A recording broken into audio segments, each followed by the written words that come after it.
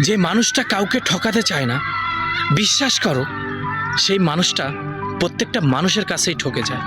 যে মানুষটা কখনো আঘাত দিতে চায় না কাউকে, সেই মানুষটাই প্রত্যেকটা জায়গায় আঘাত পেয়ে যায়।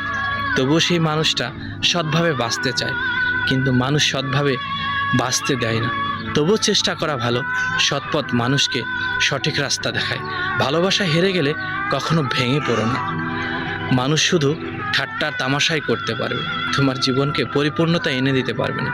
ব্যর্থতা বলতে কোনো কিছু নাই, যেখানে মানুষ ব্যর্থ সেখানেই সাকসেস। আজ ঠকেছ, কাল অবশ্যই তুমি জিতবে, এটাই বাস্তব।